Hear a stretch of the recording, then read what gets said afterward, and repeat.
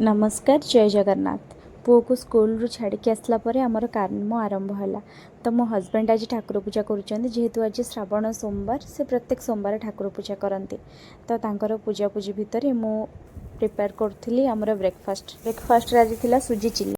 एपटे husband कर ठाकुर पूजा सरला खाया को दे सारा पर से बाहरी गले ऑफिस। तांको टाटा बाय बाय कर सारा पर रोषे स्टार्ट कर हेतु आज श्रावण सोमवार थिला। तो आज बिना पियाज रसुण एपटे पानी गरम करके चाउल पकईदेली। गोटे पट गैस रे डालमा प्रिपेयर पानी आउ लुण हलदी पकईकी ताकू रेडी कली। मो हजबैंड जानते सब वर्ष पानी भार नहीं कि बाकी ए वर्ष जीवेनी ये से बिहार पड़े ट्रेन रे श्रावण मास स्टार्टिंग रू।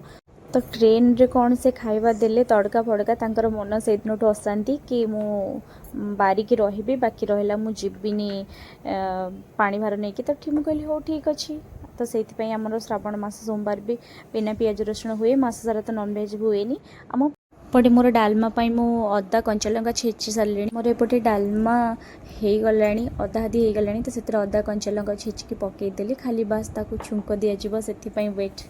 तो एपटे फूलकोबी टिके ताको भाजिकी डालमा पकईदबा तार भी टेस्ट बढ़िया आसव। कार्तिक मास सोमवार समस्ते जाती पानी भर नहीं कि। तो कहती नारायण जितेबाला आमर देवशयन होता है भगवान सुनावेश दिन शुअती।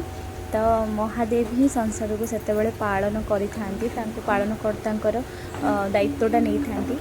तो यही मसरे महादेव ऊपर पानी ढालिकी जहाँ भी मानसिक करी तो सीटा पूरा हुए।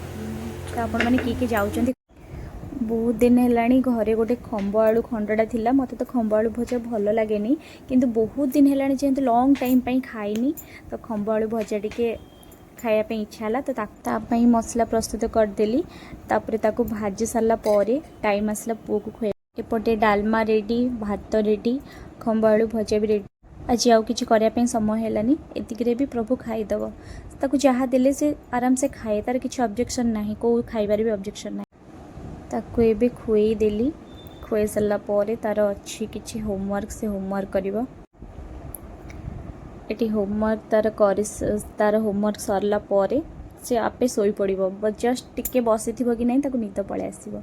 तो आज मंडे रो व्लॉगटा एया थिला। तो रही जय जगन्नाथ। देखा आउ गोटे व्लॉग रे।